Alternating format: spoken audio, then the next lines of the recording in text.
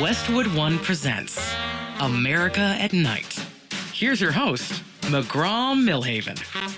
Hey, thanks for joining us on a Monday night, August 17th, around the country, coast to coast. It's America at Night, and I'll be hosting the festivities tonight. I'm McGraw Milhaven each and every night. Thanks for joining us. A little bit later on, we're going to check in with a journalist who has written a new book called The Nerd Reich, Silicon Valley's Fascism and the War on Democracy. That's a new book by Simon Schuster, getting a lot of attention. So we'll check in with Gil Duran a little bit later on in hour number 2. But we're going to start off this first hour, just like we do every Monday, with Scott MacFarlane, former CBS newsman, a lover of radio, independent journalist. Good morning, Scott MacFarlane. Thanks for checking in. Good to be here. Thanks for having me. You betcha. Let's start with this Korean news today, because President Trump announced that he was going to stop some training exercises with South Korea because apparently he's such good friends with North Korea. Did I read that correctly? Yeah, he actually seems to be distinctively sympathetic to Kim Jong-un, which is quite a thing to say out loud, McGraw. What they're doing is dialing back exercises that they conduct in conjunction with the South Korean military. One of the reasons they do that is because it's a wild and dangerous place in parts of the world, and they want the South Koreans to have the best possible capacity. The argument that the president's making is that South Korea was either uninterested or unwilling to support the military efforts in Iran, and that this is some form of either retribution or a response to that. Not sure it's going to go over well with U.S. allies, but a lot of what's happening in Iran is not going over well with U.S. allies. Yeah, you have to look at when you talk about Asia and the Indo-Pacific, you've got to talk about Japan and China. And what does this signal to those two countries? Well, it signals that the U.S. is fickle, or at least not reliable. And that may be a good message to send to some if you're a U.S. enemy. It's not a good message if you're a U.S. ally. The unpredictable nature of Trump's foreign policy is viewed by his supporters as sometimes a strength, that predictable unpredictability gives the United States leverage in world affairs. But geopolitically, this is all new to us. And if it's not showing stability or predictability, this may not rub allies the right way or make us easy to partner with. And I think you're seeing symptoms of that in Iran, where allies who traditionally have our backs are less likely to, or less willing to engage in us because they don't know what happens next. Yeah. Also, we've got quite a number of troops in South Korea, do we not? We have many thousands, but at the same time, the exercises are as important as the troop numbers, right? And what you're actually doing, preparing for eventualities, preparing for contingencies. Those exercises serve a function. And Trump's response to South Korea saying we're not going to do that anymore makes them less capable and less ready for whatever happens next. And that's not a subtle message, is it? In one time, North Korea was considered the Iran of the Pacific and the axis of evil, and never having them have a nuclear weapon. And so we seem to be treating these two adversaries very differently. I think that's right. And I still can't erase from my mind's eye that image of Trump side by side with Kim Jong-un during the first term. I believe it was in Singapore, circa 2019 or 2018. And that image was quite jolting, provocative to have, to platform and give the leader of North Korea an audience like that. I think this is a new version of that for Trump 2.0. Yeah, that's a new new thread line when it comes to foreign policy. Seems to be all over the place. Let's go out to the Middle East with Iran. Still nowhere. The strait is still closed, or in effect closed. Very little traffic getting through. Now we hear that Iran and Oman is cutting some type of deal. What do we know about this? I know the president has already issued a threat that Oman will have the S blown out of them if they interfere. So that's not a subtle, it's a pretty declarative, emphatic threat from Trump about that. This was day 60 of that memorandum of understanding, when there was to be some conclusion to the peace process under the memorandum of understanding. The Iranian leaders acknowledged that that memorandum of understanding and the significance of this day were evaporated when the U.S. continued military strikes during the so-called peace process. They're nowhere towards a peace agreement, and nobody is saying as much. One thing that jumps out at me as we hit this 60th day and as talk about Oman being blown up surface There hasn't been a Pentagon press briefing, McGraw, since mid-May. I mean, it's August, and there's no rule that you have to brief the press if you're the leader of the Department of Defense, but we're at a wartime here, and there are U.S. military service members in extended deployments. I'm just surprised we haven't heard some argument defending where this goes next. Yeah, we'll get to that in a second. I want to stay on this Iran and Oman situation. We're also hearing that the Islamic Revolutionary Guard is filling its ranks with hardliners. So at least they're signaling that they're not looking for peace anytime soon. Yeah, regime change is hard. And I think you can look back to 2004, 2005 for another example of that in Iraq, when they did this attempt at regime change by killing the Ayatollah during the opening hours of this war. There was a statement from the president that democracy is there to be taken by the people if they'll just reach up and grab it. That is an aspirational thing to say. It doesn't mean it's a realistic thing to say. And I'm not sure anybody here in Washington is surprised the vacuum has been filled by hardliners. Yeah. What do you make of Jared Kushner meeting with Netanyahu, again, trying to create some type of peace in Gaza, but that doesn't seem to be going anywhere anytime soon? The president's supporters will say any bridge over the water we will take. Any way to get towards peace, we should exercise that path. Critics of the administration are going to say Jared Kushner is a private citizen with no enhanced security clearance and is not the Secretary of State. Why is he leading this kind of conversation? The critics will be proven wrong. The supporters proven right if this ends up with a peace deal. If it ends up with nothing, I think you could flip the role reversal there, and critics are going to have a lot to pounce on. Yeah, Netanyahu, it's all systems go. He doesn't seem like he's looking for an off-ramp anywhere soon when it comes to Gaza, though. It seems like he knows how to play Trump. This is from a distance. I'm not in the White House press corps. I don't watch this day in and day out, but I do talk to a lot of members of Congress who have oversight over the military, and they think Netanyahu is playing Trump. He knows just how to push the right button at the right time to get extended support for what I think Netanyahu may be spoiling for, an extended war. Scott MacFarlane, our guest, for a couple more minutes. I want to talk about that Todd Blanche interview on Meet the Press. And the one thing that I took away from it, in which maybe somebody said it today, I didn't hear them, but it sounds like it's a new day in the Justice Department, and that going forward, the Attorney General is going to be the president's top law enforcement, and he's able to direct him any way he wants, in any way, shape, or form. They're not hiding the ball. They're not being subtle about it. I mean, this has kind of been the theory of the game for a while. They're just saying it now. So what's the consequence of that? I mean, there will be some argument from Todd Blanche's team that, of course, the president runs things. The president is the president. He was elected. He chose the attorney general. He used his political muscle to get Todd Blanche confirmed. What do you expect? Todd Blanche to not take his phone calls? That's a bit of a straw man argument. The Department of Justice has, through our lifetimes, McGraw, built up this aura of or reality of political independence. It doesn't take political orders. It's a law enforcement agency. It just enforces the law. If you're going to make them political actors, can you trust them anymore? Sure, it's one thing if you're trying to prosecute the president's political critics. That's going to get some criticism. But if you lose trust as the Department of Justice, as a law enforcement agency, you lose the trust of judges, grand jurors, trial jurors, the public. That's bad news when you're trying to do the rest of your job. The blocking and tackling of law enforcement, McGraw, is chasing down gun runners, child pornographers, and bank robbers. If you lose trust in juries and judges, you got a problem when the rest of the mission is awaiting you. Well, here, but when the shoe is on the other foot, right? Are Republicans going to be apoplectic that the Department of Justice is an arm of a Democratic presidential administration? Because that's where we are now. And when Bill Clinton meeting on the tarmac in Phoenix with Loretta Lynch, people's heads exploded. Well, now you've got Todd Blanche saying, hey, not only am I taking the phone calls, I'm doing his bidding for him. It's a new day in the U.S. As soon as the script flips, I expect the reaction to change.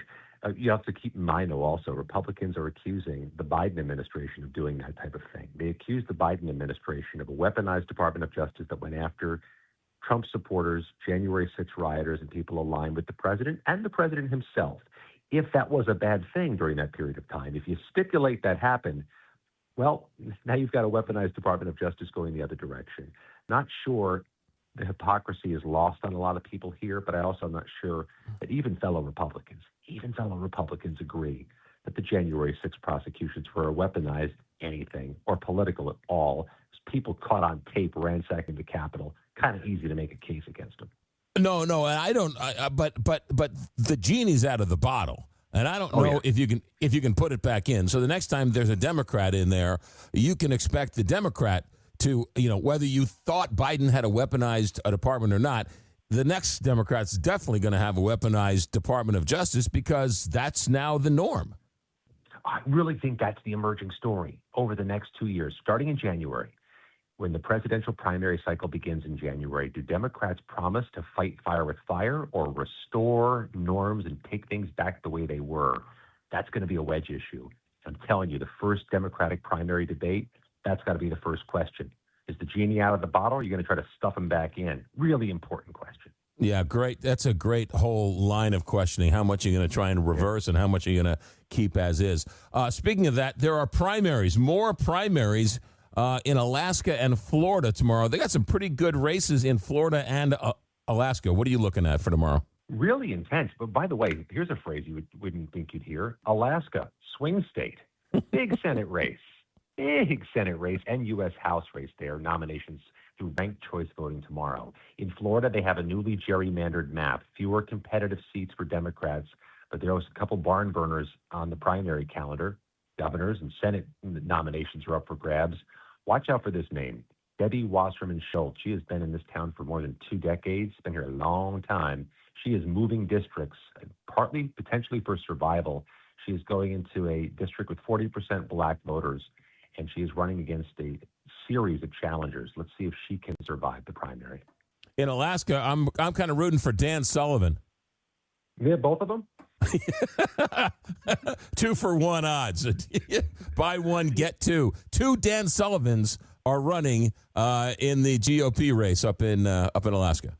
You can call it ugly or beautiful. It's American politics when somebody tries to dethrone the Republican senator by running a Democrat who has the same exact name to water down the vote. It's America at its most American. Dan S. Sullivan, Senator Dan S. Sullivan is taking on Dan J. Sullivan. So there you go. And then a Republican congressman in Florida is now running as a Democrat for governor, I believe. David Jolly, right? He switched parties? He did, and he is perhaps the most formidable Democrat to run for governor in some time. He is a former Republican, helps him triangulate a little bit. He's got a message on data centers and on affordability that may resonate too. Give him a look in a general election. Let's see if he forces Republicans to spend some money where they don't want to spend it protecting Florida. That is Scott MacFarlane, and not one word on the reflecting pool. Have you lost interest, or is there actually no news with the reflecting pool this week? A little bit of both, but we'll be back next week now that you said it. Scott MacFarlane, thank you always for checking in on a Monday and getting us started. Have a good week. Be safe. We'll watch you on cable news, and we'll talk to you next Monday. Same to you. You got it. Scott MacFarlane, one of the good ones, and he's nice enough with his time to join us every Monday here to kick things off. We're just getting started. America at Night, back in a moment. America at Night with McGraw Milhaven.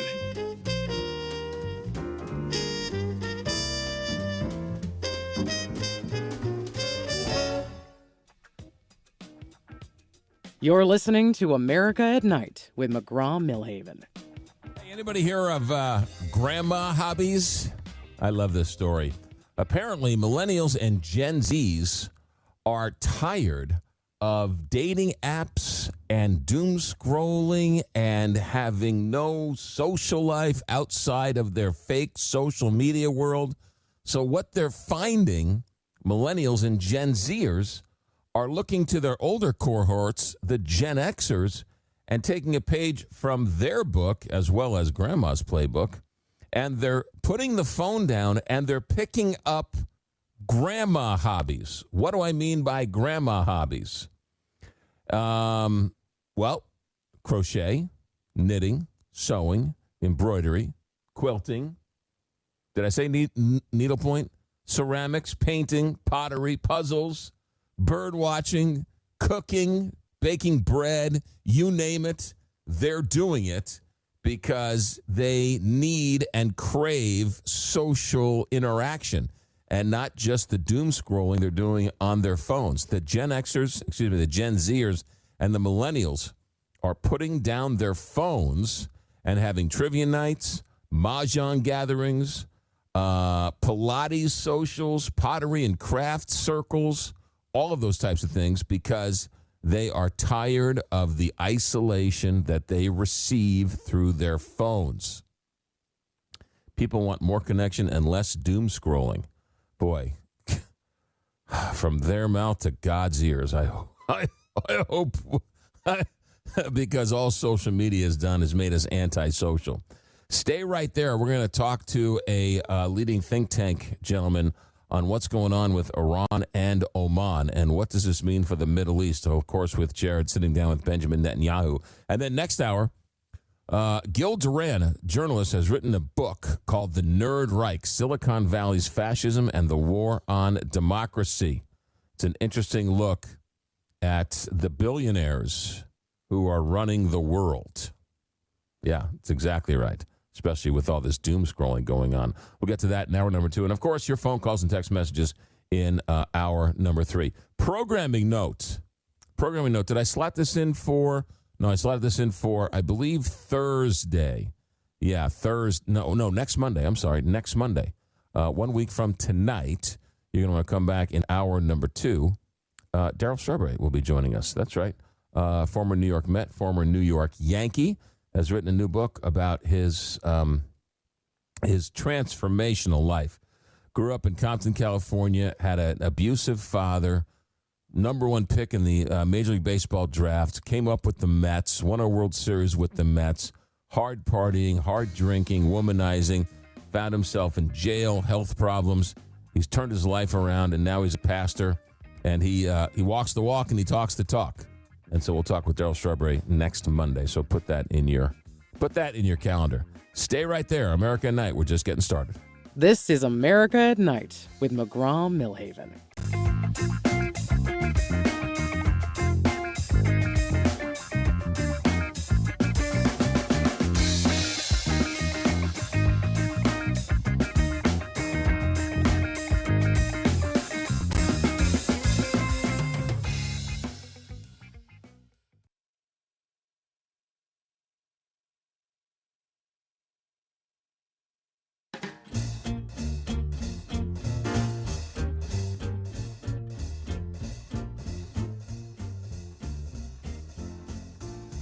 Welcome to America at Night with McGraw Milhaven.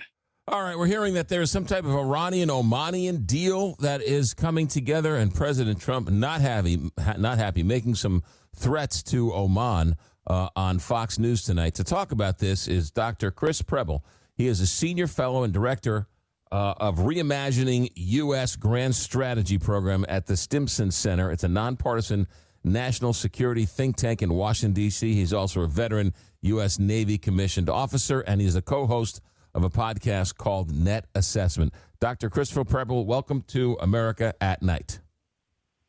Good to be on the show. Thank you.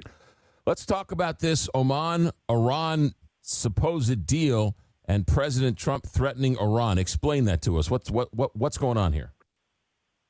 Sure. So Oman and Iran, between them, control most of the Strait of Hormuz, the land and the waterway in the Strait of Hormuz. And so, if they were to agree on what ships pass through there and charging tolls or whatnot to charge for transit, then that would generate a lot of revenue for them and would violate a lot of the sort of principles of free navigation that we've grown accustomed to, that most international waterways are not subject to tolls, aside from things like the Panama Canal or the Suez Canal or things like that.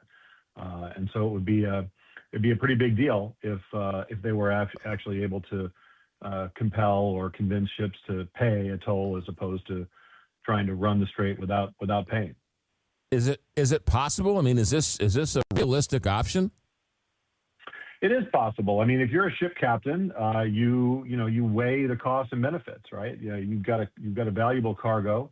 You figure what are the chances that if I don't pay that I'll be hit and disabled, and what are the costs to that, or do I pay the toll and just sort of include, you sort of bake those costs into the cost of the cargo.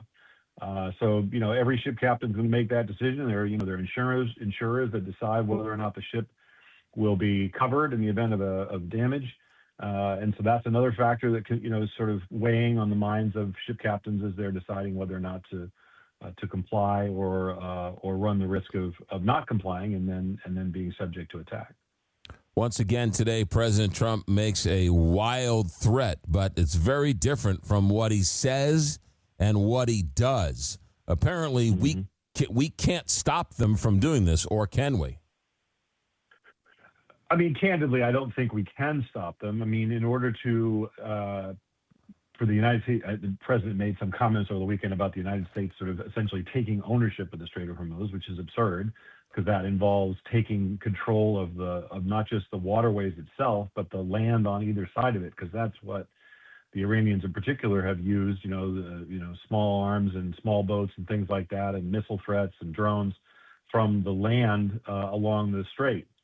That's what threatens it. So if you're going to try to prevent them from threatening ships that pass through the strait, you have to control that land along the strait, not just the water. And obviously that's an enormous operation. It's not something that can be undertaken lightly. There'd be a high risk of casualties, and then you need to hold that territory. You're seizing sovereign territory in the country of Iran, which has which will inevitably resist. Oman, over the course of the last number of decades, has been somewhat friendly to the U.S., hasn't it? Yes, that it is, and it has maintained a sort of. Actually, it's interesting because it's been able to maintain a certain amount of neutrality relative to other countries in the region. But perhaps they see an opportunity here to not fall afoul of the Iranians. They have to live with the Iranians. They're right there in the region, of course, and so if they see an opportunity to benefit from this, perhaps that's what they're factoring in right now. It seems like there's a lot of countries in the Middle East saying that same thing. Yeah, we're friends with the U.S., but we got to live in this neighborhood, and we're not too happy with what's going on right now. Yeah, that's exactly right. I mean, you look at some of the countries that have hosted U.S. military bases, in some cases for decades now. Those countries have been subject to attack by the Iranians, retaliation after the attacks that the United States and Israel launched back at, starting in February. And they ask themselves, what are the benefits that we derive from hosting these bases, and what are the risks? And the risks look pretty significant. The United States has been able, for the most part, to defend the bases themselves. There have been a few missiles and drones that have snuck through tragically and killed and injured people. But it's, the countries that are hosting these facilities, they also have to protect everything else, not just the bases. They have to protect, soft targets like hotels and airports and infrastructure. The Iranians have targeted oil production facilities, oil refineries, and threats to target desalination plants and things like that. So these countries are looking at the risks of hosting American bases, and I think are starting to wonder about what the alternatives are. Is there any correlation between the 60-day memorandum of understanding now over? I mean, I knew it didn't last the 60 days, but the fact that the 60 days is up today and we're talking about this Iran-Oman deal, is there any correlation? I don't think so. I mean, I think the memorandum of understanding was essentially a dead letter almost from the moment that it was announced. There was, so much confusion around the terms. Neither side seemed to be abiding by it. Right from the very beginning. So to be honest, I don't really believe that the 60 days is all that relevant, to be honest. We're hearing from the Iranian side that the Revolutionary Guard is filling their ranks with hardliners. One, I don't know if we can believe that, but two, it sounds like they're either bluffing or they're not planning for any type of peace anytime soon. No, I'm certainly not an expert on Iran, but what I do know from those who I trust is that Ali Khamenei, the supreme leader who was killed in the initial strikes, had actually, he was opposed to an Iranian nuclear weapons program. He was, had supported deals to control Iran's nuclear weapons. The speculation is that those who have replaced him are less likely to want to agree to a deal with the United States. They have seen how past negotiators have, in the midst of negotiations, the United States has undertaken attacks. Some of those negotiators have been targeted and even killed. So if you're, if you're the current crop of Iranian leaders, you ask yourself, what benefit do I derive from negotiating with the United States? How do I know that they're negotiating in good faith? How do I know that in negotiating with them, I'm not being targeted myself? And so the well is really poisoned here in light of what's happened over the last year and a half in particular. Dr. Chris Preble with us. He's a senior fellow and director of the Reimagining U.S. Grand Strategy Program at the Stimson Center. It's a nonpartisan national think tank in Washington, D.C. He's also a veteran U.S. Navy commissioned officer, which is why I'm going to ask you this. Tell me about what you're hearing on the USS Lincoln, the conditions, the long stay in the Gulf. Give us a sense of how you're reading these stories. Sure. I mean, it's no fun to be on a long deployment, and it's no fun to be on a deployment that's extended multiple times, which has certainly happened with the Lincoln, but with other ships that have been involved in these operations over the last number of months. The U.S. Navy, there's only so many ships, and it's a big ocean, and they have been on station for a very, very long time. You don't have the traditional port visits. The ports are dangerous to pull into. They're vulnerable. You can resupply at sea, but that's not the same. So it does not surprise me to hear some of the stories about morale and conditions on the Lincoln and other ships that have been deployed with it. It's a very, very long time to be at sea. And like I said, the conditions sound pretty horrendous. Look, don't get me wrong. I mean, naval officers, naval crews, they're professionals. They know what it's like to operate under intense conditions over long periods of time, and that's exactly what they're doing. And I don't doubt that they're performing in a professional manner, and yet it does wear on you over a number of many weeks and now many months for many of the ships in this group. The thousands of strikes that have landed inside Iran doesn't seem to have brought them to the table, and it doesn't seem that they ran scared. What is the next strategy for the United States to somehow open the Strait of Hormuz? Well, I think we've seen the real limits of air power in this war. I mean, it's not the first time that we've seen these limits. There are certain things that you can do with air power. You can destroy things. You can hit them even with great precision like the United States military does. And yet, if you're facing a determined foe, and especially one that's as adaptable as the Iranians, to be able to conceal some of their smaller weapons and drones, to be able to rebuild their launch facilities and things like that, to hide their missiles.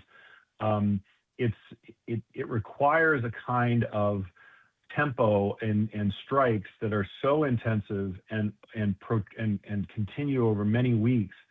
Otherwise, they're going to reconstitute. That's exactly what they've done. They're confronting, I think, and the reason why they've closed the strait and they haven't closed it in previous incidents is they see this as an existential danger. They see this truly as life or death, and so they're prepared to go, I think, to extraordinary lengths to try to stay in power and to stay alive, frankly, because again, they've seen a number of their compatriots targeted and killed, and so I think that you're likely to see them continue to resist very, very strongly. Dr. Christopher Preble, how does this end?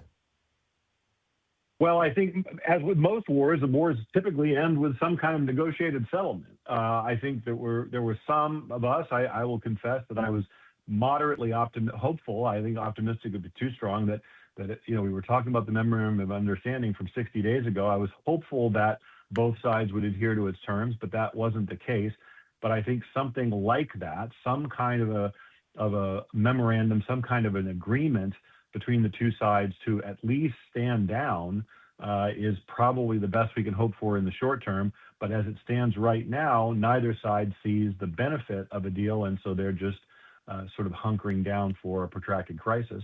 In the meantime, of course, we've seen the price of oil and price of gasoline go up here in the United States. In other parts of the world, there are actual shortages, and it's not just that they're paying more, but they can't actually get the fuel they need. So this is not just a crisis here for the United States; it's a crisis globally. Yeah, I don't understand, it's so hard to comprehend how the Strait of Hormuz is closed, and yet gas prices are $3.60, $3.70. Yep. I mean, I would think they'd be a lot higher. I mean, I think I agree.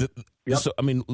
Why are gas prices relatively cheap considering everything that's going on? It's a great question. First of all, we have to recognize that the percentage of oil that is consumed in the United States that comes from the Persian Gulf is a small fraction, maybe 5% of the total, 5-7% of the total. Most of our oil comes from Canada and the United States itself. But when the price of oil, the barrel of oil price goes up, everyone pays it. It's like a big bathtub. What we know is that many countries had reserves, and those reserves have been drawn down, but that has softened the supply shocks. Some of the oil has been able to leave the region not through the Gulf, but through pipelines, and they're trying to increase the flow of oil through pipelines. Some of that has accounted for it. But the bottom line, by the statistics that I've seen, is probably a third as much oil is getting out of the strait as prior to the crisis. Maybe half. The administration says half, but I think it's probably closer to a third as much. And so when you're going to have a supply shock like that, it is going to be felt. Right now, it's being softened by the reserves that are being drawn down, but that can't last forever. Yeah, and so the scary part is if this goes on for much longer, expect gas prices to go much higher. I think so. I mean, I think I agree with you that we would have expected to see them go even higher. I think the explanation for why they haven't is because that some folks have been able to reduce their consumption of imported oil through reserves and some cuts in imports, but eventually it's going to start to bite, and that's why this crisis, as it drags on, that's the likely scenario is rising prices. I have about a minute and a half left with you, and I thank you for your time. What do you make of the stories that the United States is out of munitions and that we're using munitions that cost $2, $3, $4 million every time Iran uses a drone that costs $30,000? It's true. I mean, what the military calls the cost exchange ratio, what you're hitting, we use very, very expensive weapons to intercept. Sometimes you're trying to use 2 or 3 of these weapons to intercept a single drone. Those drones can be manufactured very quickly. The interceptors cannot be.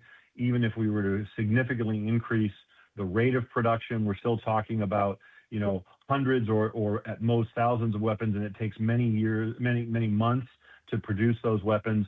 We're not out of weapons, but the high-end interceptors are definitely under strain, and some long-range strike missiles as well have been. The inventories have definitely been drawn down, and it's going to take time for the United States to replenish those stocks. So we're in a bit of a pickle here, bottom line, when it's all said and done. I think that's a good way to put it, sir. Yes, that's right. It's a very tough situation, and the Iranians right now seem, their backs against the wall, and they see very little benefit in capitulating. To them, it would be, surrender of any kind would be catastrophic, and so they're dug in. Chris Preble is with us, senior fellow at the Stimson Center, co-host of a podcast called Net Assessment. He's also a veteran U.S. Navy commissioned officer and a senior fellow at the Stimson Center. It's a nonpartisan national security think tank in Washington, D.C. Doctor, thanks for your time. Insight, great insight. Thank you, sir. Thank you, sir. You got it. America at Night. Back in a moment. Live from coast to coast, this is America at Night with McGraw Milhaven.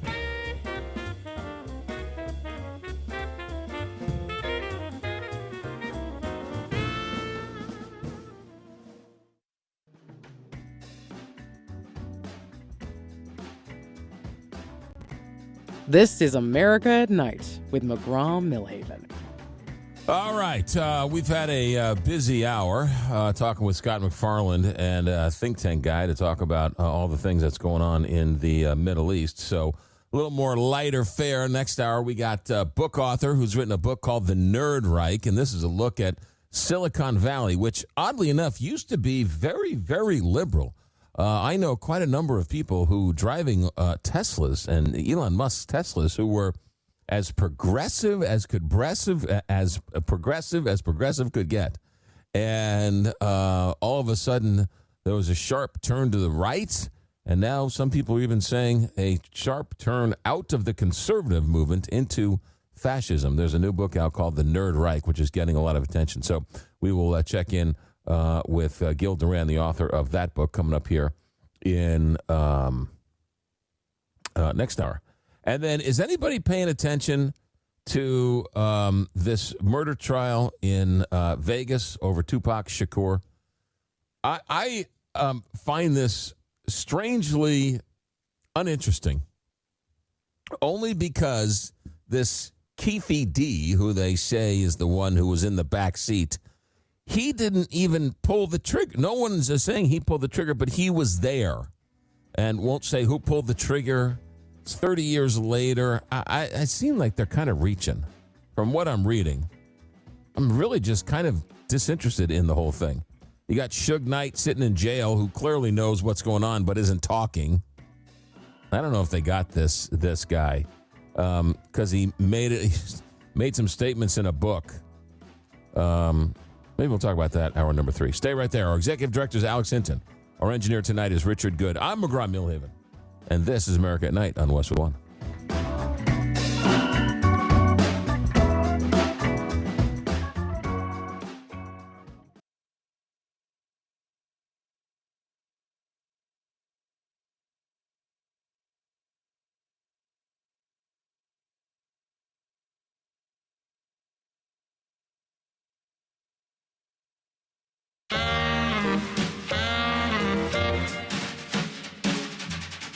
Westwood One presents America at Night.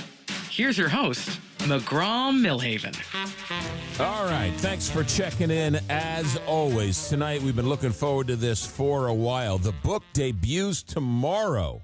It's called The Nerd Reich, Silicon Valley Fascism and the War on Democracy. The Nerd Reich explains the origins, the strategies, and the ambitions of Silicon Valley's billionaires. Gil Duran exposes the world's richest men are building not just new tech, but a new political order. Gil Duran, the author of a book that comes out tomorrow, The Nerd Reich from Simon & Schuster, Silicon Valley Fascism and the War on Democracy. Gil, welcome to America at Night. Thank you for having me. You've lived in Northern California, and you've worked for the Sacramento Bee and the San Francisco Examiner, so you've seen firsthand and lived with this over the last number of years.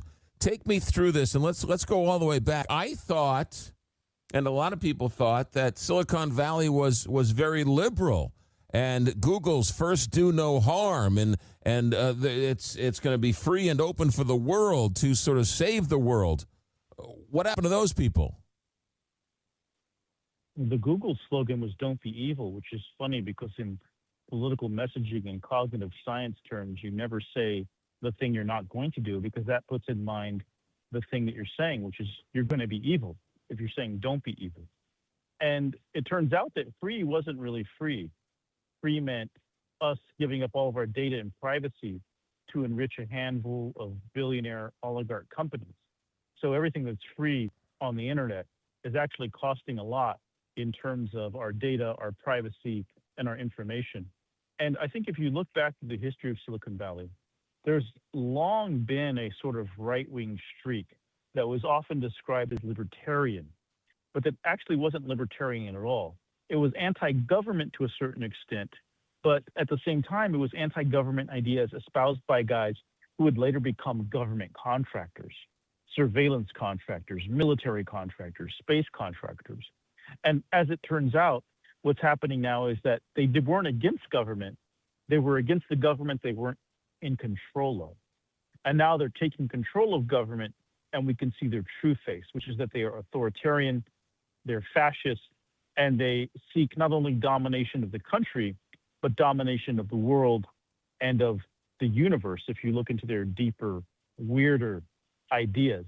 And there were some writers along the way who saw this. Paulina Borsuk, who wrote for Wired and Mother Jones, wrote about these strange right-wing ideas coming out of Silicon Valley in a book called Cyber Selfish, which is being reissued in September with a new introduction by me. There were some academics from England, Barbrook and Cameron, who wrote about something called the Californian ideology, the sort of anti-government Superman ethos coming out of Silicon Valley in the 90s. But for the most part, the establishment media and establishment politics completely didn't see this until it was too late. Were they always in favor of world domination, or did that evolve? I think it evolved to keep pace with their wealth. I think one of the lessons we're learning right now is that wealth creates insanity. Extreme wealth, I should say, creates insanity. I think there's a certain level of wealth where people can be happy and be productive and positive. But once people are into the multi-billions or the low trillions, things tend to go a bit awry. And I think part of what we're seeing now is an outbreak of global billionaire psychosis. Many of whom are basically federal government welfare queens who got their wealth because of government contracts, tax breaks, and investments, now feeling like their wealth and their power and influence entitles them to rival the very government that created them. And this is not a new problem, really. The Greeks knew about this problem, and they called it oligarchy, when you have rule by a wealthy elite whose only credibility, whose only justification for their power is that they own things. And in the Greek version, oligarchy always leads to rapid decline, collapse, and a violent revolution of the masses that puts the oligarchs back in their place. Unfortunately, the billionaire class isn't really interested in reading things that challenge their narrative, so they're not really clear on how oligarchy is sowing the seeds of their own destruction. But it's a huge problem we're confronting right now in our time in a system that was designed to balance out different powers so that no one group can suddenly seize power. But the fatal flaw in American democracy is that money buys power and influence. And the billionaires of Silicon Valley are trying to buy it all at once. Gil Duran, our guest. The book is called The Nerd Reich, like the Third Reich, the Nerd Reich, Silicon Valley Fascism and the War on Democracy. The book debuts tomorrow, courtesy of Simon & Schuster. You talk about Peter Thiel, Elon Musk, and others, and we'll get to that. But let me ask you this, Gil.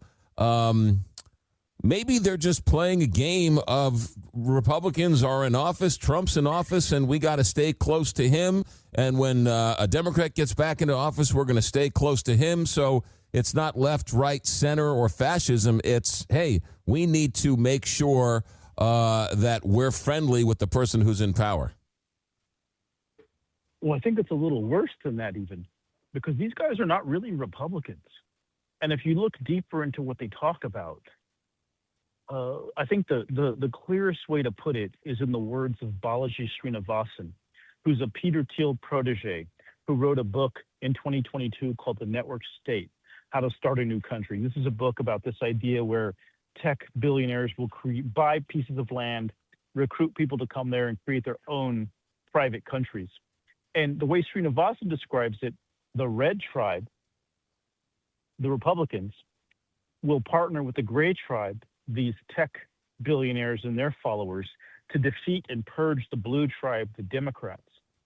And that seems simple enough as a political calculation. But what Srinivasan says is that the red tribe is the past. Republicans are the past, a bunch of old, dusty ideas about religion and social order that don't really matter anymore. And that the blue tribe, the Democrats, are the present, this sort of liberal democracy moment where we accept that people have different religions, but other people get rights as well, and we're progressing towards some more equitable vision of the future. But that the gray tribe is the future, this tech-ruled populace who will live their lives in the machine and be part of some kind of AI-based, crypto-based transcendence. So they see Trump and the Republican Party as a useful tool and weapon for getting more of what they want. But definitely, no doubt, if Democrats take power, these guys have enough power to buy both sides, right? So you have a lot of Democrats who aren't directly criticizing the tech billionaires because they also want the tech billionaire money for their campaigns. And what the Trump MAGA movement provides is a chance for these guys to move more quickly to accelerate their project toward the collapse of the country and what they perceive as a collapse of democracy. I'm not saying any of that's possible, but this is what they talk about. This is what they foresee as the future.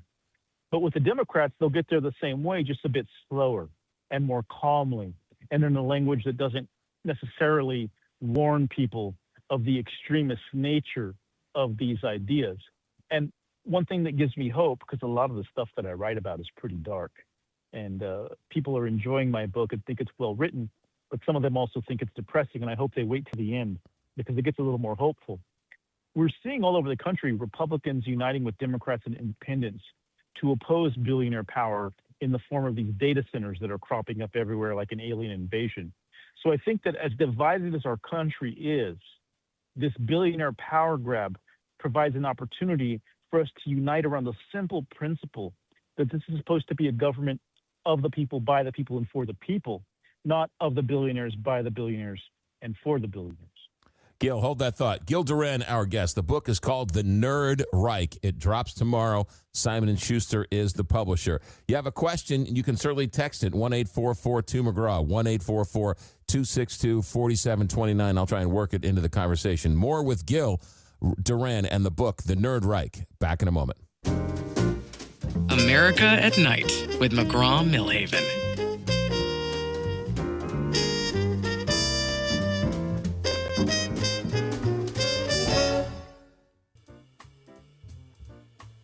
Relax. You're listening to America at Night with McGraw Milhaven. Simon & Schuster is out with a new book tomorrow called The Nerd Reich. It's getting a lot of attention. Silicon Valley Fascism and the War on Democracy. Gil Duran is a journalist. Worked for the San Francisco Examiner, worked for the Sacramento Bee, grew up in the area. Now he's an independent journalist. He publishes 2 newsletters. The Nerd Reich focus on tech politics and Frame Lab focus on political language. Gil, talk to me about this book, The Sovereign Individual, and how that turned Peter Thiel around and how you think that's where all of this got started. The Sovereign Individual was published in 1997, and it's this kooky, apocalyptic business book written by 2 guys who had this whole thriving newsletter back in the 80s and 90s, where they were constantly predicting some kind of depression or economic collapse, but here's the gold and other things you can buy in order to hedge against this collapse. But The Sovereign Individual was their magnum opus, published in 97 when there were a lot of kind of doom-tinged 21st century books being published. And the main thing you know about The Sovereign Individual is that it prophesied that in the 21st century, nation states like the United States would collapse because of technology. And the 2 technologies in particular that would bring about this collapse were something called cyber currency, a new kind of digital currency that would undermine government authority and allow wealthy people to exfiltrate their wealth from the welfare state, and something called advanced automation, which would replace most jobs and thereby lead to a collapse of the economy, which we would call AI today. This is the promise of the AI industry. And most reviewers dismissed it as a kooky, apocalyptic tinged conspiracy theory, but it had some fans, one of whom was Peter Thiel, who was then a young man in Palo Alto in Silicon Valley looking for his direction in life. And Peter Thiel has credited The Sovereign Individual with helping to inspire the decision to create PayPal, which was an effort to get ahead of this supposed digital currency that was coming. PayPal didn't actually do that. It became a pretty basic digital payment system, but it did provide Thiel with the basis of his fortune, making him multimillionaire when it sold. And that, in turn, he was able to leverage into becoming a billionaire. So if you look at what's happening now in 2025, 2026, AI and crypto have become major forces in society. The promise of the AI industry is that it will kill all jobs and quite possibly, we don't do it right, wipe humanity off the face of the planet. Crypto, which is actually used by very few people in society, the crypto cartels, I don't really call them an industry because it's not really an industry, are now the biggest player in American politics, spending hundreds of millions of dollars in the elections, essentially holding a gun to the head of our democracy, and anybody who votes against their interests will get millions and tens of millions of dollars thrown against them. So this radicalized Peter Thiel, and I think if you read The Sovereign Individual, shows you the world that he foresees. And in the meantime, because of his money, he's become one of the most influential people in American politics, not only because of his wealth, but because of Palantir, this massive surveillance government contractor that is completely embedded in our government and a part of everything from the military to the intelligence agencies to the ICE operations taking place across the nation. And it's bizarre that someone who has these radical beliefs has captured so much power in our political system, especially when you consider that he wasn't even born here. Peter Thiel was born in Germany. He's an immigrant. And he is now at the heart of a cult that I call apocalypse capitalism, of fellow-minded billionaires who also, in their own way, adhere to these ideas in The Sovereign Individual that technology will end the United States of America in the 21st century, and that's not necessarily a bad thing, but that's a thing we can profit off of, that certain people can profit off of. The people who will profit off of this, according to the book, are the so-called sovereign individuals, these wealthy individuals who will follow the advice of the book to invest wisely and gather multiple passports and then travel the planet living in different jurisdictions that will now cater to this new class of elites who owe no allegiance to any country and are able to choose whatever laws, regulations, and taxation policies they wish to follow. So that's a lot to take in, but the last thing I would say is this. When this crazy damn book was reissued in 2020, Peter Thiel wrote the introduction. And so if you don't believe me, you can go get that book, read Thiel's introduction, and then read what that book says, and you will understand that everything I'm telling you is just a Cliff's Notes version of what's in that crazy book. What's interesting about this is that if you don't have Peter Thiel, you don't have J.D. Vance. And I'll go one step further. If you don't have Google, right, Google's Sergey Brin's ex-wife basically financed RFK Jr.'s presidential run. And so you have Peter Thiel bringing J.D. Vance to the table, and you've got RFK Jr. being brought to the table by a Google co-founder. Yeah, money does not give you wisdom or courage or morality or sense, but it gives you power. And with that power, you can do anything. I mean, Sergey Brin's ex is a billionaire because she was married to Sergey Brin. She didn't do anything for that money, right? But she has the power to put RFK in power through Donald Trump. The same thing with Peter Thiel. I don't think most people understand the degree to which J.D. Vance is almost entirely a creation of Peter Thiel. At every step of Vance's career, it's been Peter Thiel funding him and promoting him. They met when J.D. Vance was in Yale Law School. And Thiel went there to give a talk because he likes to give talks to people in elite schools who are about to graduate to share his ideas. And J.D. Vance has called it one of the most significant moments of his life and said that Peter Thiel was possibly the most intelligent person he'd ever met.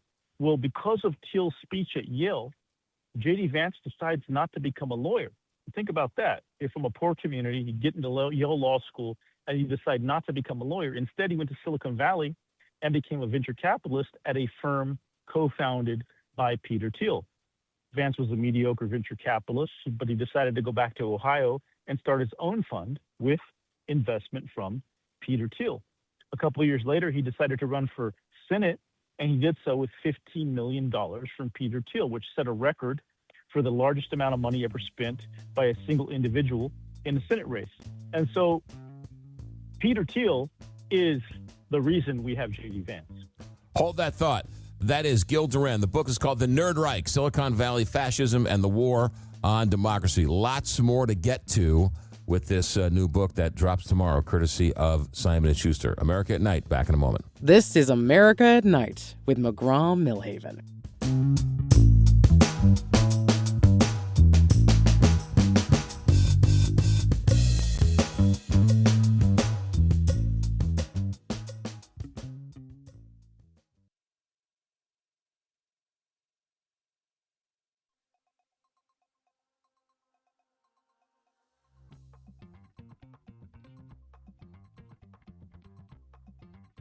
You're listening to America at Night with McGraw Milhaven. Gil Duran is our guest, journalist from the San Francisco area. He worked as an editorial page editor for the San Francisco Examiner, worked as an opinion editor for the Sacramento Bee, and now is an independent journalist and out with this brand new book called The Nerd Reich, Silicon Valley Fascism and the War on Democracy. Gil, a lot of people will criticize you because Peter Thiel is a conservative or Elon Musk is a conservative, but the secondary headline is Silicon Valley Fascism. Are they conservatives or are they fascists, or do they even care what party you're from? All they're looking for is world domination. The latter is correct. It's about world domination. As I mentioned earlier, one of Peter Thiel's proteges described the red tribe, the Republicans, as the past. So they see the Trump MAGA movement as fuel to get them to where they're going. Later on, they have no use for any red hat evangelical Christian who's a Republican, who believes in America and the flag, who thinks this country is important. That's the past. The future is this new nationless global order where crypto and AI are the powers, and everyone who's not a part of that, who's not included in that, is outside of the digital fortress gates.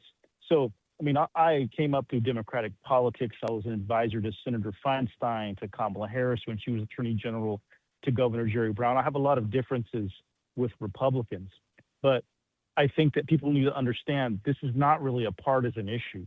This is about whether you believe that the United States of America is a special country that deserves to survive and that is important to a better future for the entire world. If you don't believe that, feel free to be on the side of Peter Thiel and Elon Musk, who, by the way, aren't even from this country, right? They are from other countries. They've come here and they've become billionaires. They become the most successful and wealthy people on earth. No one should be more happy with this country than these guys. But instead, they have this idea that it would be better if it didn't exist, if democracy was torn down. And in democracy, you don't always get what you want. And that's what offends them, right? Because they want to get anything they want whenever they want it. But that system doesn't work. A system where the wealthy get whatever they want doesn't work. And I think people all over the country who are fighting against these data centers understand on a very visceral, physical, personal level what's going on here. This is a question of whether the billionaires rule the future or where the people still have the voice. We can have billionaires or we can have democracy. We cannot have both. And not because we hate billionaires or wealth or success, but because the billionaires have declared war on democracy. And you can see it happening all over the country. And with the main marketing strategy of AI, which at best is promising it'll kill all the jobs, and at worst is promising to wipe out all of humanity if it's not done right. Why would we pursue this thing that is so allegedly dangerous? It doesn't make any sense unless you're a billionaire and you stand to profit from this technology. Gil Duran, what did you learn about the algorithms and the propaganda and the social media? I call it a modern-day Tokyo Rose, much more influential. But what did you learn about the algorithms and social media? We largely no longer decide what we want to read, what we want to hear, and what we want to see. If you're using digital media, it's being decided for you by algorithms. And that could be good in some cases if you're careful, if you know how to manage your algorithms so that you get stuff you're really interested in. But especially on platforms like X and Facebook, you're increasingly fed bad things that will enrage you, that will anger you, that will polarize you against your fellow Americans. And the reason you're being polarized isn't necessarily because there's a nefarious plot to make you more right-wing. That's part of it.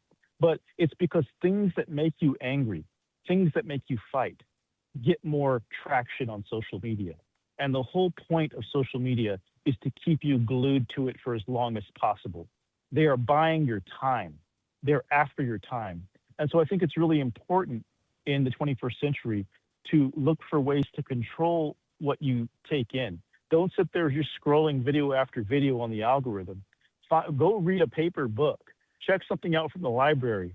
Listen to a radio show that was curated by human producers and is hosted by human people. Increasingly, it's going to get harder and harder to find things that are human. And I think that's the main point I would make about algorithms. Find things that are human. Let's create an economy for humans, because what these billionaires have in mind is an economy based on algorithms, bots, and AI, where no one human is involved, and it's just harvesting our eyeballs, our attention, and our money into the machine. And that's very much the future these people see, a future where it's just AIs talking to AIs and generating crypto, and it's not clear where human beings fit into that equation. So we have to fight to make sure that there's still a demand for human work and human attention. Because the moment we give in to this AI algorithm bot-driven world, there's no place for us anymore. We're digging our own graves with that. Gil Duran, our guest. The book is called The Nerd Reich. Tell me about Elon Musk. Elon Musk was once championed by the left, and now you drive around and you see people driving Teslas that say, I bought this Tesla before Elon Musk lost his mind. What happened to Elon Musk, and what happened to the perception of Elon Musk? Well, Elon Musk got way too rich, right? So kind of an example of billionaire psychosis to a certain degree. He also ended up having a trans daughter, which broke his mind. He was not able to handle that like a healthy man or father or human being. He decided to declare war on trans people, who were a very small percentage of the population, and there's no reason why we need to bully them the way Elon Musk is. But I think Elon Musk, look, there's an old saying that absolute power corrupts absolutely. Elon Musk got very powerful, and now we're seeing his true face. He doesn't, he thinks he's bigger than the government. He thinks he's bigger than the country. And he's acting sort of as his own nation above everybody else. He's got the satellites. He's got the cars. He's got our space program. And that power has corrupted his mind, absolutely. And, Elon clearly has some things he's good at. He's become very important and very connected to certain technologies. But about a lot of things, he's really idiotic. I mean, in April of 2020, he predicted that the pandemic would be over in a month and there would be no more deaths. And, millions of more people died. So one thing about billionaires is that they think they're good at everything even when they're not.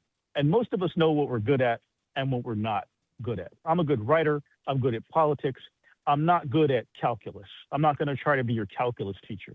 But with a billionaire, there's no line between that. And so I think Elon's a tragic case. I remember thinking positive things about Elon. And instead, and he's got this sort of anti-government bent, yet he's literally a federal government welfare queen. I mean, most of Elon's fortune would have been impossible without government investment. And so it's not clear why he is so opposed to government.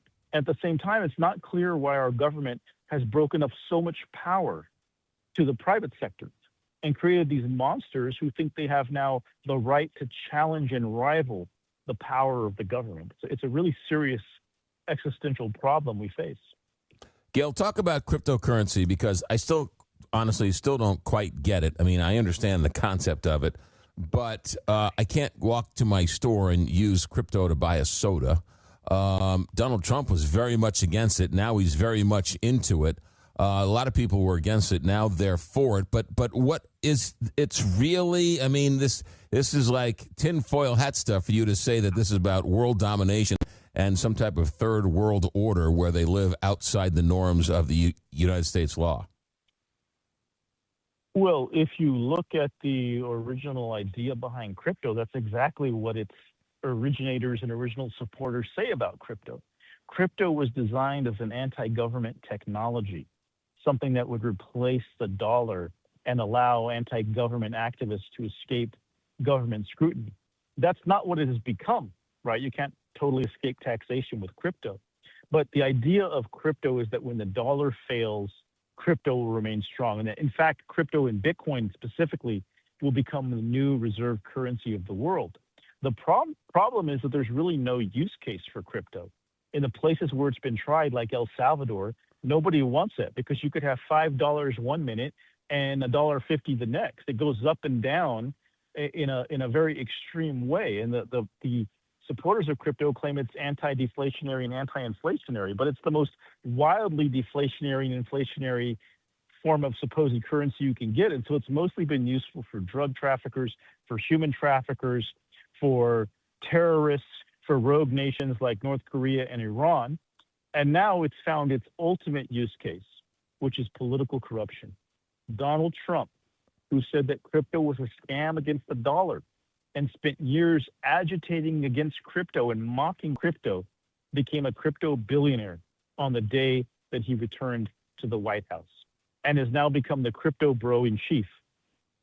Of course, the problem is last year the Trump family had $5 billion in crypto wealth, and now they're down to like 1.2 because crypto is so corrupt and weird and weak that it's collapsed by $4 billion apparently in the past year for the Trump family.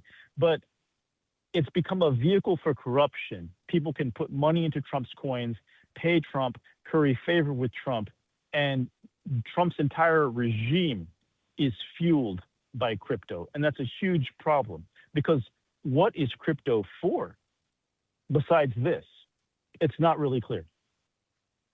And if it's good enough for Trump, then it's good enough for Gavin Newsom and everybody else on the Democratic side. Yeah, Democrats are lining up. The only people more addicted to billionaire money than the Republicans are the Democrats. And so you don't see people like Gavin Newsom, who claim to be running for president, you don't see them challenging directly billionaire power or speaking against the crypto cartels becoming the largest power in our political funding system. And that's because they hope to get the money as well. But I think that we need to look for leaders, and there could be leaders on the right as well as the left, who are particularly and specifically speaking to the problem of billionaire power and how it's taking over our country. Because otherwise, we're just going to lose to these guys. They're going to buy it. They're going to break it. They're going to own it. And you don't see that really coming from Newsom. There are some leaders who are speaking directly about billionaire power. But, if Gavin Newsom were to criticize these oligarchs, he would have quite a lot of power in gravitas because he's the governor of California where a lot of them live. Instead, he chooses to sidestep the whole conversation and focus on Trump. I should also say that Peter Thiel donated to his gubernatorial campaign at one point in the past. So I think the politics of the future has to recognize this threat to all of us posed by a handful of wealthy men. And, while it's hard to get over our partisan differences, we have to realize that this is the common enemy. Gil Duran, a couple more minutes with you. The book is called The Nerd Reich, Silicon Valley Fascism and the War on Democracy, Simon & Schuster. It drops tomorrow where all fine books are sold. Gil, let's end on a positive note. I got about 3 minutes left. You mentioned data centers and the pushback on the left and the right. It's something fierce. I mean, we're seeing conservative communities, we're seeing liberal states push back against this. Do you think they have a fighting chance? Do you think it's a legitimate chance to stop these data centers, or these data centers are just too powerful, too strong, too much taxes? This is just a blip on the radar. What do you think? We absolutely have the power, and we're already seeing victories across the country. And I would note that the people doing this, fighting against these things, are not people who would normally consider themselves activists. They're American citizens who become activated by this threat to their community. And at the very least, we have to demand a place at the table to negotiate what the future is going to be. The future being forced on us is this idea that AI is going to eat everything. And then at the end of that, when we have no meaning and no work and no purpose in our lives, we're all just going to get some kind of check from the government, which will be an AI company, and that will somehow meet our needs, this sort of universal extreme wealth, universal basic income.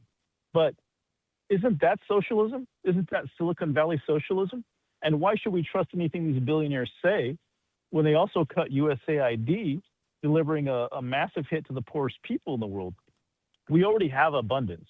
As we all know, it's not really being shared or distributed in a rational way that would be better for the economy. So what kind of economy are we going to have if nobody has a job and can buy anything? So I think the data centers are a physical, visceral manifestation of billionaire power, and we're already seeing them be defeated. There are only 1,000 billionaires in the United States, and there's over 300 million people. This is over when we want it. We have the power to do it. We just have to wake up and realize what the threat is, and we have to make it stop. Or else the whole future of our country and of our children and their children are going to be in very grave danger, and they're going to wonder why we sat here watching it happen. Fortunately, people are standing up, they're speaking out, and they're putting a stop to it in their own way. The question is how we unite that into a much bigger movement that recognizes the overall problem and deals with it definitively. Yeah, Elon Musk did come out with universal income. That was one of his ideas. It is Gil Duran. The book is called The Nerd Reich, Silicon Valley Fascism and the War on Democracy. The book drops tomorrow. Gil Duran, thank you for an interesting hour. Good luck on the book tour, and we hope to talk to you down the road. Thank you so much. You got it. Gil Duran, The Nerd Reich, Silicon Valley Fascism and the War on Democracy. America at Night, back in a moment. America at Night with McGraw Milhaven, where the nation comes to talk.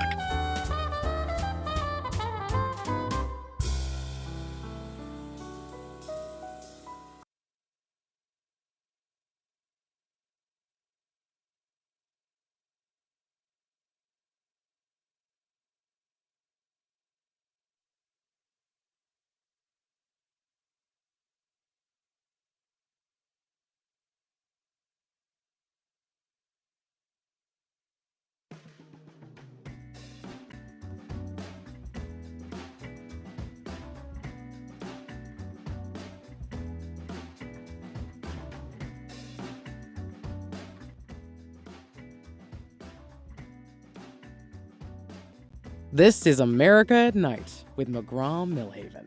Text line's going crazy. 1-844-2-McGraw, 1-844-262-4729. Scott in St. Louis, who's off the banned list, says, I think this author is exaggerating the danger of Thiel and Elon Musk. Manassas, Virginia checks in. You guys are really cooking up the conspiracy theories tonight, McGraw. Of course, Donald Trump is going to make money when he can, but he doesn't make it the way Joe Biden and Nancy Pelosi make their money. Trump operates above the table, not below the table. Glenn in New Mexico says the fellow being interviewed this hour is right on. John in Rhode Island, please get Gil off the air. Steve in Florida says this guy is telling it like it is. What is the name of his book? The name of his book is The Nerd Reich, Silicon Valley Fascism and the War on Democracy. Those are just some of the text messages we got today. Of course, we also got this one from Alabama. Bring back Rich Valdez. So there you go. They're all over the board tonight. All right, phone numbers, 1-844-2-McGraw, 1-844-262-4729. We're going to take a break for top of the hour. When we come back, we'll have open phones. We got plenty of some more text messages to get to. We'll get some phone calls going. And, of course, we got some voicemails as well. So we love first-time callers. We can talk about anything we talked about here tonight or anything on your mind, anything of interest. And how about Joshua Baez of the St. Louis Cardinals hitting 3 home runs in his debut game in Wrigley Field? So we can talk a little baseball, too, if you want to.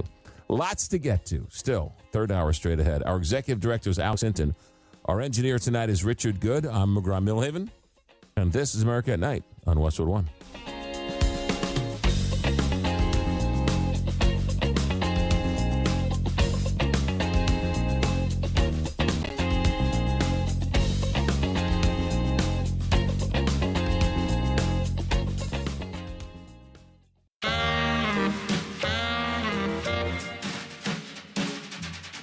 Westwood One presents America at Night.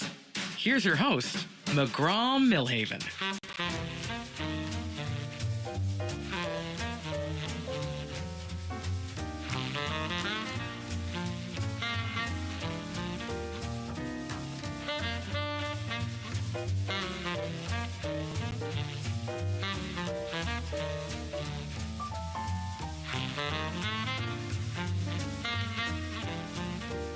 Baltimore.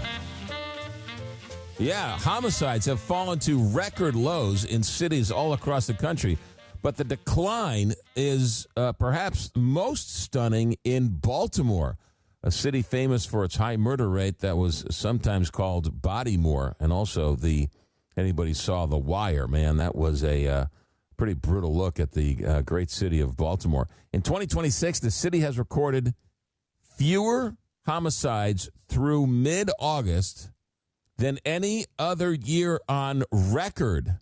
The police commissioner is aiming for fewer than 100 killings by the end of the year. Are they juking the stats, as they said on The Wire? Are they juking the stats? Are these legit stats? A tally that was considered unfathomable a few years ago. So fewer than 100 killings by the year end is a real possibility for the city of Baltimore. So we can talk about that. I got some family who lives in Baltimore. I know enough about Baltimore to be dangerous. Been to a couple of Orioles games there. Have not been to a Ravens game. But I don't know if I ever told this story on the air. Anybody watching? Well, we'll get to that here. Let me get to some other news. Millions depend on Lake Powell and Lake Mead. We talked about this a week or so ago. The nation's largest reservoirs for water and electrical service. They've hit their lowest levels ever. Now, you got to assume it's August, so this is the driest time of the year. And so hopefully, right, as the fall comes and the spring thaw next year, these numbers at least go up a little bit. But we're getting ready for an El Nino event. And so that could have devastating effects on the largest reservoirs, Lake Powell and Lake Mead, at their lowest levels ever. The Supreme Court ruled, or rejected, I should say, a second request by President Trump to overturn that civil judgment against him after the jury found that he had sexually abused E. Jean Carroll. So that $5 million verdict stands, and he has already paid her, but he was asking the Supreme Court to reject it. They have rejected his request. So it looks like she's going to be able to keep the money. I don't know if there's any other. Never put it past President Trump to come up with another legal ruling or legal standing. But as of now, it looks like he is out of options. Let's see here. We were talking about data centers last hour. NVIDIA said it would invest, listen to this, as much as $105 billion into a data center in Ohio. NVIDIA said it would invest as much as $105 billion into a data center in Ohio. They say it would use enough electricity to power 6 million households. Think about that for a second. One of only 30 people in the world to have something called Jensen's disease. One is Nina Nizar, and they've made a clinical trial for a treatment for one of these 30 people. There is apparently a clinical trial for the treatment of this Jensen's disease. And then scientists are hoping for a spotted jaguar on the U.S.-Mexico border. It's raising hopes of a comeback. So the spotted jaguar. And a sad note. We're going to end on a sad note here. Hayden Panettiere. I could never say her name. I thought she was great in Remember the Titans. She was the young girl who was big into football, and then Denzel Washington's daughter just wanted to play with dolls, and the two of them had this nice little yin and yang going during that great movie, Remember the Titans. But sad news that she passes away at the age of 36. She was found in cardiac arrest. There were some other news that's sort of floating around. We'll wait for the official word, but sad to hear that she passed away. And then Tommy John passed away. The man invented, or the man created, with having the very first Tommy John surgery, right? He pitched for the California Angels, pitched for the Los Angeles Dodgers, pitched for the New York Yankees, and they came to him and said, your career's over with. And I believe it was Dr. Job at the time came to him and said, well, there's this weird procedure where we can take some of your muscle in your upper arm and put it in your lower arm. And it worked. And they called it Tommy John surgery. And it has become so prevalent now that before, once you had your ulnar nerve that was ruined and destroyed, you could never pitch again. Well, now it seems like there are pitchers today who are having this surgery as an elective in high school and college so that they can get a new nerve and new muscles for the second half of their baseball career. Pretty extraordinary stuff. But Tommy John passes away at the age of 83. All right, so that's a rundown of some of the news out there. The phone numbers, 1-844-2-McGraw, 1-844-262-4729. Let's go to Danny and Rolla for holding on. Danny, I didn't get to you Friday. Thanks for checking in. Welcome to America at Night. Thanks, man. I just wanted to say, I don't know, you talked about the Tommy John passing, which was he was a groundbreaker in that surgery. Yes. But I don't know, there have been baseball games, and as you know, my local station preempts, so. Right. Have you mentioned Joshua Baez? Yes, I did earlier in the, I think at the end of the first hour, I think I mentioned Joshua Baez and the greatest debut of any player in the history of baseball. Yeah, 150 years of baseball. I mean, and to be honest, he's not really done. He's hit some good balls, but they've all been outs. But I don't know that they had a doubleheader today. We took the first one against the Reds, lost the second one. But yeah, it's an amazing story that you get somebody that does something. When he hit two, there were only two other guys that had ever done that. I thought it was he was eight. Number three. I thought it was when he eight. hit the third one. I thought it was 8 players who have hit 2 home runs in their very first game. In the very first debut in the majors. Yeah. I thought it was 8. Well, it may be, but if that's true, then John Rooney was wrong. But I mean, it's possible. I don't know. John Rooney's never been wrong. Good call, brother. Good call. John Rooney is a pro's pro. I need to check on that, but I thought I heard that Javi Baez, Joshua Baez was the first player to hit 3 home runs. Oh, and he definitely is that. Yeah, and according to the Elias Sports Bureau, which I was reading earlier yesterday or whatever day, I think he became the 9th player to hit multiple home runs in their regular season debut. Well, that's cool. That is cool. But yeah, I thought that was really cool. That was really cool. But and you can appreciate this as a Cardinal fan, Danny. That's a cool stat, Joshua, and that's what makes baseball so cool, is that this guy comes up and his first major league game and his first 3 at-bats, he hits 3 home runs.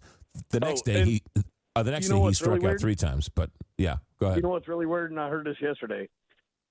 When they called him up, he didn't have all of his equipment, so he had to borrow, I don't remember who it was. Yeah, Blaze Jordan's cleats. His shoes.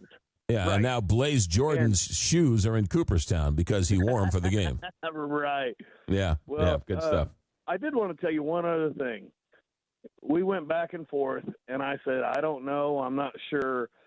And I'm loosely a Trump guy, but I think that Trump thought that Iran was going to be just like Venezuela, and I think he really missed the mark. That doesn't mean that I don't support what he's doing, but I will say this. I am man enough to say, to admit when I'm wrong. I was wrong. You were right. I still don't think it's going to be a forever war, but anyway, have a good night, brother. What am I right on? I'm right on so many things. Narrow it down for me. Why do you think I'm right? You talked about this war going on, and I said, dude, at the time it was like 3 weeks. Yeah. Well, that's been like 2 months ago or 3 months ago. So No, we're going on 7 months now. Yeah. Well, yeah. But, anyway, that's what I'm saying. You Okay. were right about that. Like I said, I think he miscalculated. I still think if you look at the fanaticism with the clerics in Iran, if they had, and I don't think anybody would argue this point, if they had a nuclear weapon, they would definitely use it. They have attacked. I don't think anybody would disagree with. I don't think anybody. Yeah, I don't think neighbors. Danny, I don't think anybody would disagree with that, and that's why I think he got international praise for back in whenever it was February when he just went in and blew it up and left.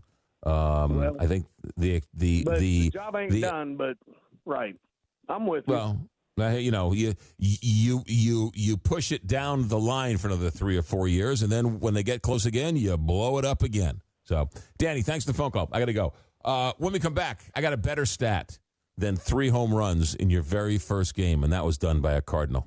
And then anyway, we're late for break. I'll get back to it. America at Night, back in a moment. Join the conversation. Call 844-2-McGraw. America at Night with McGraw Milhaven.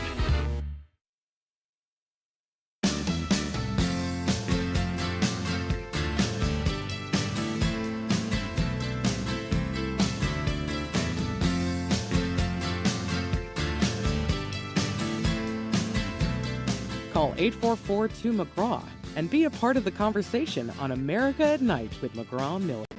Let's get some text messages here. 1-844-2-McGraw, 1-844-262-4729.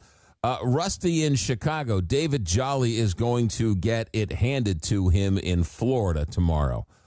Springfield, Oregon checks in. The interview with Gil Duran may have been the most important discussion you've aired on America at Night. Thank you.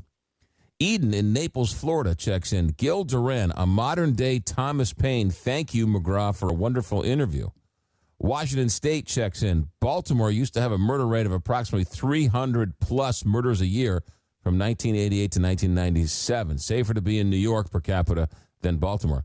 New York's, murder rates are plummeting all across the country. And New York is I grew up in Long Island, and I used to go to New York, when to go, whatever, when I was in high school and college. And it was, you were walking over homeless people as you were leaving Penn Station. It was a bad, I remember exactly where I was when I said, I'm moving out of New York. And we were in, we had gone to a Knicks game, and we were in Penn Station. No, I'm sorry. We were out and about. It was summertime.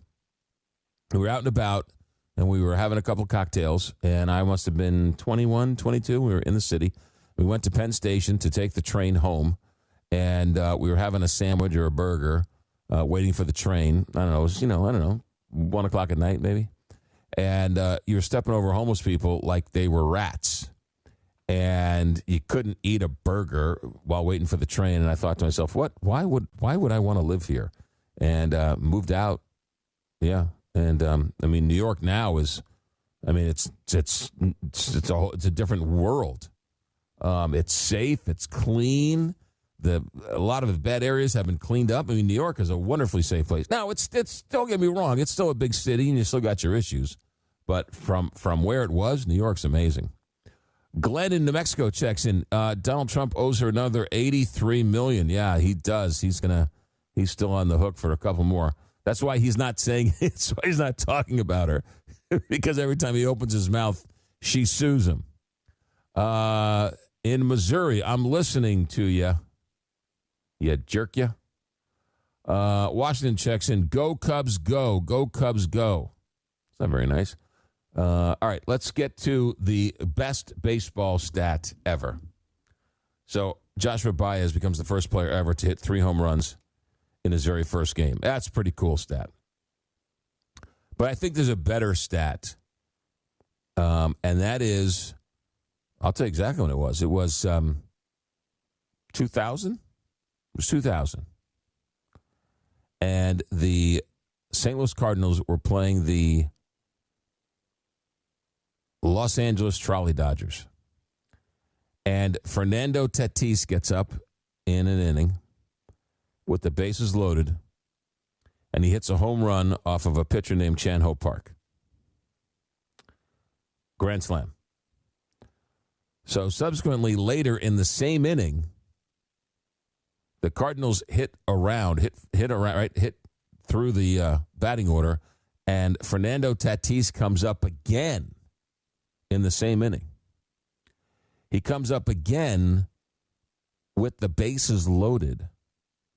He comes up again with the bases loaded, and Chan-Ho Park is on the mound. And yes, Fernando Tatis hits a second grand slam, and the only player in the history of Major League Baseball to hit 2 grand slams in the same inning off the same pitcher is Fernando Tatis. Now, think of the odds of that happening again. First, you have to be up 2 times in the same inning. Then you have to hit 2 home runs. Then you have to come up 2 times with the bases loaded, and the same pitcher still has to be in the game. That's astronomical odds. And yet, it happened in 2000 when the Cardinals played the Dodgers. That is a great stat. All right, stay right there. We got lots more to get to. 1-844-2-McGraw. 1-844-262-4729. More text messages, more voicemails, more phone calls. We're still having fun on a Monday night. Thanks for sticking around and staying up late with us. America at Night, back in a moment. You're listening to America at Night with McGraw Milhaven.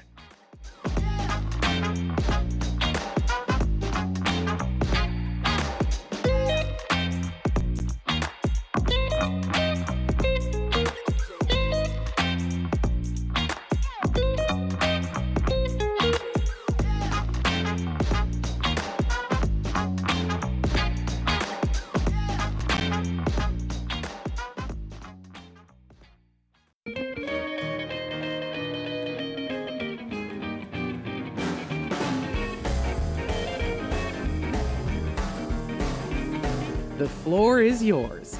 Call or text 844-262-4729.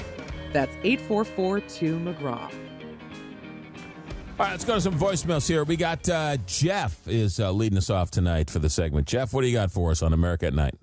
I just wanted to say that Luigi Mangione didn't even get the right guy. Let's say he wanted to do something. Well, CEOs take orders from the board of directors. The board of directors are the ones who control the company behind the scenes. So I hate to say it, Luigi got the middleman.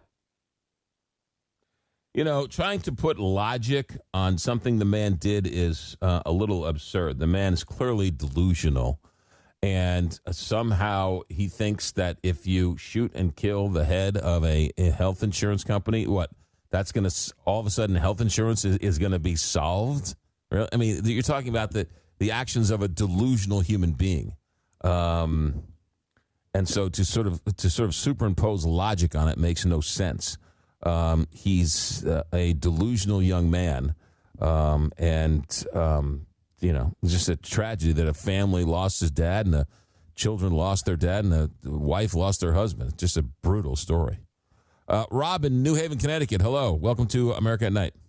This is a thought I learned a long time ago. A woman goes to get a hotel room years ago. It's $100. She gives the hotel owner $100. She said she'll be back at 11:30. The guy from the hotel needs that $100, and he goes buy flowers for his wife. Well, the floral lady, local person, takes that $100, and she gets tires. Well, and it keeps on going. But then the lady comes back at 11:30 in the morning. She says she wants her $100 bill back. And the hotel owner gives her back the $100 bill. And down the road, it helped out, but it was never really there.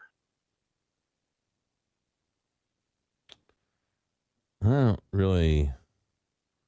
There's part of that story that's missing. Dave in Dallas, welcome to America at Night. Dave on the phone in Dallas, welcome to America at Night. Hey, McGraw, can you hear me? I can hear you loud and clear, Dave. Thanks for checking in. Okay, I just wanted to call. Mark Whitten had hit 4 home runs against Cincinnati on September 5th or September 7th, 1993.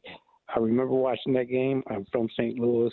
I'm a flight attendant, and I was out of town, but I remember watching that game, and you can check the facts on that. And one other thing. Yeah, that's a great story. I mean, it's tremendous. It's a wonderful story. It's not as crazy as hitting 2 home runs in the same inning, 2 grand slams in the same inning off the same pitcher. Oh, no, I watched that game, too. I watched that. I got to watch the Joshua Baez home runs on Saturday. So, yeah, it was crazy, man. I mean, there's just so many stories and so many outstanding feats that the St. Louis Cardinals have done. And anyway, I love the show. Keep up the great work, and we'll talk to you soon. Thank you, Dave. Appreciate it. Dave in Dallas checking in. Let's go back to Sheboygan, Wisconsin, and check in with Doug. Doug, welcome to America Night. Yeah, watching the Cardinals game over the weekend, I could not believe what I was seeing when Joshua Baez 3 home runs, his first 3 plate appearances in the major leagues, and gets a home run in his first pitch he ever sees in the major leagues. I was very happy about it also because it kept the Cubs away from the Brewers a little bit more. They were down to 3 now, so back up to 5 again. They got a pretty good 1-2 punch now. The Cardinals do with home run power. If they make the playoffs, could be dangerous, but still cannot believe it. The odds of that are unbelievable. Not only the 3 home runs in his first 3 at bats. After he played Saturday, and then he played 2 today, I guess. Or I haven't looked at the scores today, but I mean, he's on pace to hit 2,345 home runs when you think about it. Kidding, of course. He hit 1 to center, 1 to left, and 1 to right. Great, one of the greatest games in the history of baseball. It's just talk about a childhood dream. You know, there's another great story on the Cardinals. We're focusing on the Cardinals. Lots of great stories, but they have a pitcher named Matthew Liberatore. And they have a second baseman, third baseman named Nolan Gorman.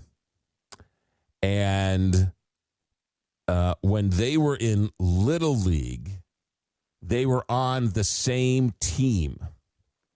So imagine you're playing Little League, and the pitcher, and you're playing third base, and the pitcher and you, years later, end up on the same professional baseball team.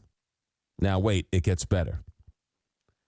The game in which Nolan Gorman hit his very first major league home run was the same game that Matthew Liberatore also won his first game in the major leagues. So the guy hits a home run in the same game. His Little League buddy from the same team got his first major league win. Now, tell me that's not a great story. Tell me that's why baseball is great. Say what you want about football.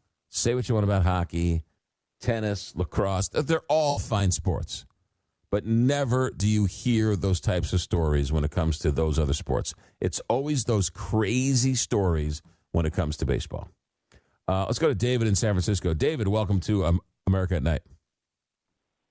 Oh, thanks, McGraw. Yeah, talking baseball, I'm going to bring it back to what you were saying about the homeless.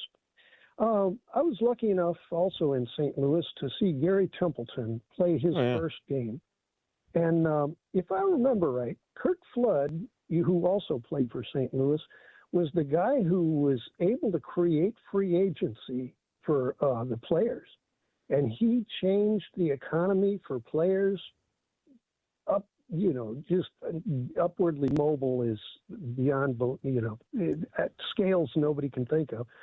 So, and of course, the Cards and baseball, Major League Baseball, made sure he never played again. He got his contract. No. Played again. Well, he. Let me see here if I can piece this together again. Curt Flood was traded from the Cardinals to the Pirates, I believe. He didn't want to go. He didn't want to play. And then he took it to the Supreme Court, And the Supreme Court ruled against Curt Flood, and ultimately ruled that he did not have a right to say, I don't want to be traded. And so I believe the Supreme Court ruled against Curt Flood, and then only after that did then Andy Messerschmidt and somebody else, I think, decided to sit out a year and not play and then become a free agent. And that's when the whole thing collapsed. So Curt Flood wasn't the reason, but he was in there. He was in, like, as it was turning, he was the one who took it to the a Supreme Court and lost that decision. And so Curt Flood's got to be seen as a patriot to baseball. Now, when I think about homelessness and what Ben Franklin discovered about it, if you read Ben Franklin's autobiography, he describes a period where he goes to England and opens up his mouth about how the new republic is doing quite well, thank you. And so the British, Ben Franklin, he kicked himself forevermore for opening up his mouth because the British figured out economic tricks and they created homelessness in America. And they did it, if you remember, the first guy to borrow money from Britain after the American Revolution was Hamilton. Hamilton was the first Treasury Secretary, and he goes ahead and borrows money from England. Various people that we whooped, they all of a sudden get to decide what the value of America is according to their money because we borrowed some. And so that's basically how America keeps getting tricked. The value of our money keeps getting looted from us by con artists. And I'm also reminded Gary Templeton kind of added to what Curt Flood did. Hold on a second. David, come on, man. I'm getting whiplash over here. I need a neck brace. Hold on a second. You go from Ben Franklin's homelessness to Alexander Hamilton borrowing money from Great Britain to Gary Templeton? Well, sure. Because what Curt I'll give you 30 seconds. I'll give you 30 seconds. Make the connection because I want to hear this. I got a headache. What Curt Flood did to the value of a player, that they're no longer slaves, that they can charge what they want. And then what Ben Franklin goes to England and shows off about how prosperous America is. England cheats America like no tomorrow by telling us how much the value of our own money is. And so that's where it comes into the Curt Flood's patriotism. And if I remember right, Gary Templeton doubled down on it, and they never used him again either. Hold on a second. Gary Templeton was traded to the San Diego Padres because he made an obscene gesture to the entire fan base of the St. Louis Cardinals. So I don't know if he's... And Gary Templeton did play for a while after that. David, I got to go. I got a headache. I got to take some aspirin every time you call in because, man, I got whiplash. Whew. I would sort of question whether or not... anyway... I'm out of that rabbit hole. I don't want to go back in. Let's try and get another phone call in. Let's see here. We've got, who was that other one here I skipped over? Jay in Springfield, Illinois. Jay, take it away. I used to live in Belleville, and I think I remember you on KMOX. Please tell me if that's who I used to hear, because I loved your voice. And I think you started at KMOX, the voice of Jack and Joe Buck. I did about 5 years at that radio station. Yes, I did, and walked across the street. And I've been in St. Louis since 1999, so 26 years. Yeah, no, that's a good memory, Jay. Thank you for remembering me, Jay in Springfield, Illinois. All right, we got one more here. Let's see if we can clear the deck for tomorrow night. Joe in Salem, Arkansas. Take it away, Joe. Trump, as everybody knows, came out and said we need a teeny weeny increase in the gasoline prices, and I hope you'll put up with it, $4 and a little more. To fight the worst terror that's ever lived, Iran.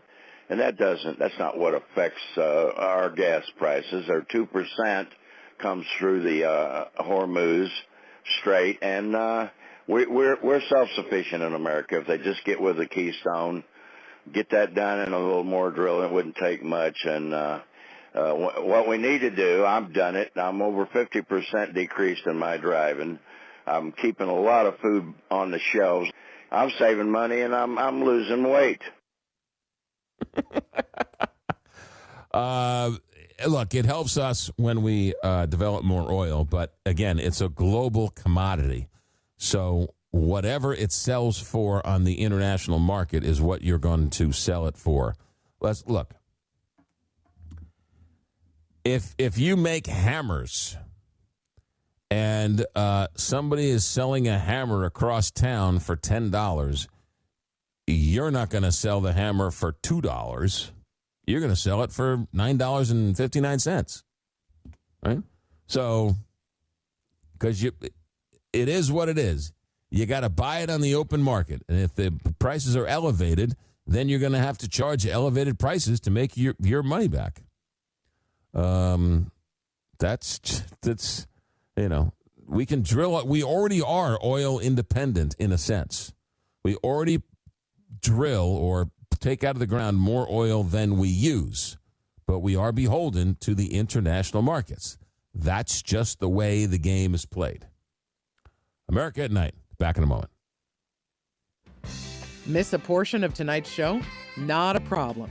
Go to americaatnightlive.com to find a replay of every show.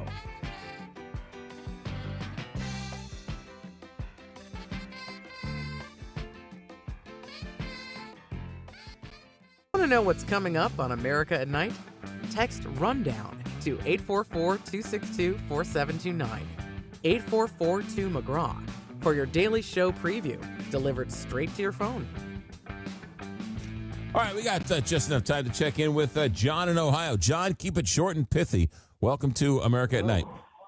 Hello. Yeah, well, I would recommend that people look at globalresearch.ca, and The Intercept news outlet, because they have some of the testimony of Trump's first director of national intelligence, Dan Coats. He was the director of intelligence at that time, and he pointed out what you had in the first hour, that this is an existential threat from the United States against Iran that they are concerned about. Where Trump gets on television, threatens genocidal end to their civilization, and calls them the terrorist. I mean, it's the biggest mafia blackmail in the world, and I think that what Dan Coates said is that North Korea learned from the United States war against Libya, its destruction of Libya, and its murder by torture of its leader, Colonel Gaddafi, to never give up, to get nukes, and never give up the nuclear deterrent once you have it. And I think that is really what's going on now. That the chicanery and the treachery of the United States around the world is demonstrating to countries like North Korea that they've got the nuclear deterrent.